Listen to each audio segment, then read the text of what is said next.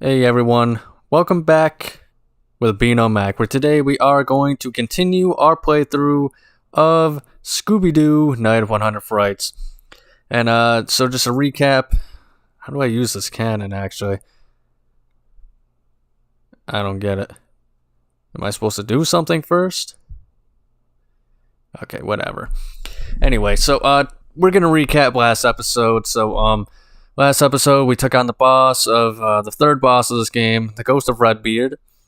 And, of course, we kicked his butt, smacked it closed, as some might say. And,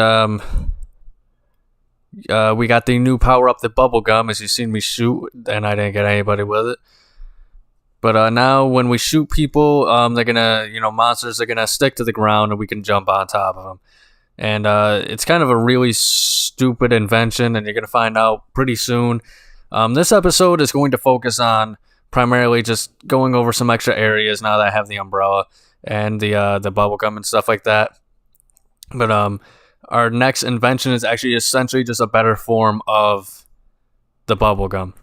It's going to be where we are going to be able to shoot like bubbles at enemies so we can catch them in air, and then we can just jump on the bubbles to get to where we need. And we need that invention in particular to be able to get to the final area of the secret lab. But when we use the bubble gum, they kind of stick people to the ground. So I don't really understand. It's kind of like the night helm and the slippers and lampshade. Like it's just the same ability that for whatever reason you just get another good, better version of it right away. Like if they were gonna do something like that, they should have spread those things out. But I don't know. I think they even kind of did a very similar thing with the ground pound. And, I don't really mind it because the upgrade to the ground pound is just where you can use it, smack your butt on the ground, and you'll stun enemies nearby. So that's not really a big deal, That's just kind of like a who cares kind of upgrade.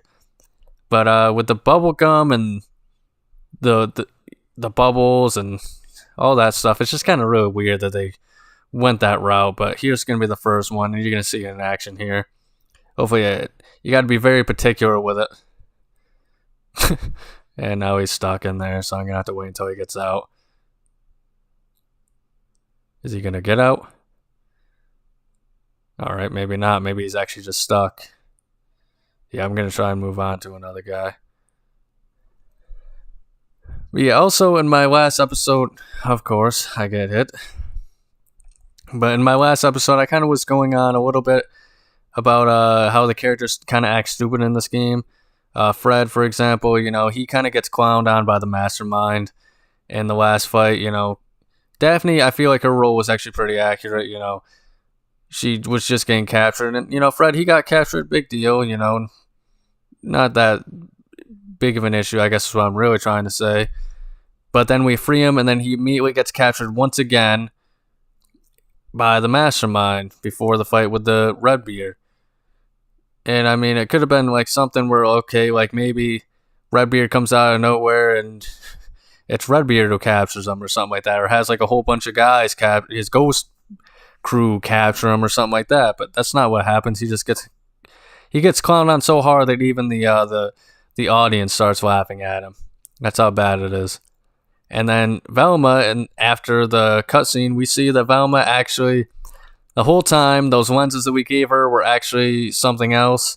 And, there was like projections or something like that. So, yeah, she freaking, they just had like projections of the freaking pictures of the creeper on it. So that's why she was freaking out about it. So, I mean, someone who's supposed to be the smartest character in the game can't take, put two to two together that, hey, maybe something's wrong with my glasses as to why I'm seeing this. And on top of that, I mean, come on. Like, she thought that she was getting chased by him, but she's looking forward the whole time. So it doesn't make any sense to me. I don't know. Come on. I don't know. It's not as bad as Velma from like the new show or whatever, but I mean, it was before that. This was probably her worst betrayal. of the character in any form of media. And yeah, this is a really weird. I don't really understand. Like, you can see like air pockets or whatever that are pushing me up. It's probably not even the right term for it, but yeah, it's okay. Well, we got everything we need, so we're getting out of here. So we're trying to get enough funds to be able to make our way to the secret lab and not have to worry about doing another montage of freaking, going from place to place just to get 5 snacks at a time or this and that. So we're going to be going around the warp gates for every few episodes here, so that way, or not episodes, for every few things here. So hopefully next episode, we are going to be able to start, the secret lab or something like, or not the secret lab, to get the freaking soap bubble invention. And then after that, hopefully we'll be able to enter the stinky secret lab and see where the heck the freaking Professor Alexander Clam Bell is, or I don't know, Alexander Graham, I think is his name, it actually is. So I'm going to try and, it's not really, okay. What? Alright, come on. Yeah, he's just out of my reach. Maybe I need the freaking soap bubbles for this, but I don't want to wait for it. Alright. So I just kind of like time skips to here. Once again, I mean, it's not like a full montage, but I'm just trying to get to that. I'm not trying to waste people's times here by freaking exploring random areas that are empty and just wasting people's time and all this and that. I'm trying to explore all the new areas and show off the cool abilities of the the quote unquote inventions, because this guy invented the freaking umbrella and the freaking football helmet and freaking slippers. So he's trying to show off all the stuff you can do with it once you actually get them, as well as the areas to go to actually get more Scooby snacks, so you can hopefully move on later on. Alright. And this one is more or less just because I can go in here now that I have those freaking suction plungers.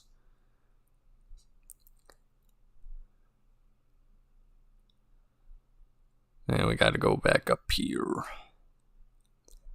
But yeah, I mean, this is kind of just going to be a big montage episode. You let me know. Maybe in future games, if you guys really want to see me doing all the stupid, silly backtracking stuff, you guys just let me know in the comments and I'll consider it for like another playthrough of a game or something like that. Alright, so now we're pretty much just at the point. I feel pretty confident. We're just going to kind of continue on with our levels and try and figure out where we have to go, because this is probably the most unsure of any area I am at this point. I just know that we have to go around this area to be able to I think it's this area, creepy crawlies in the hallways. We have to use it to be able to get to, pretty much we were looking for the washroom.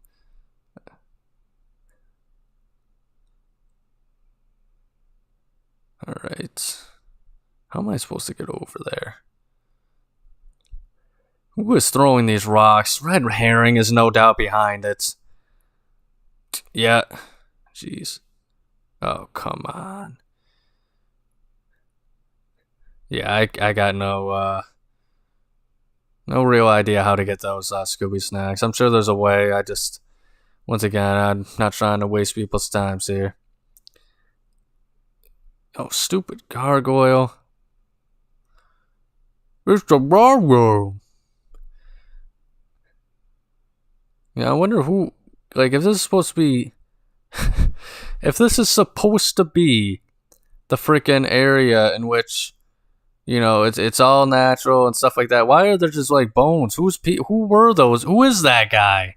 That is going to be the end of this video, folks. Thank you so much for watching. Like and subscribe if you enjoyed watching as well. Make sure to check out next week's episode of Scooby-Doo Night of 100 Frights. Check out the previous playthrough of Scooby-Doo Cyber Chase on the PS1 if you're interested in more Scooby-Doo content as well. But above all else, please remember to have a nice day.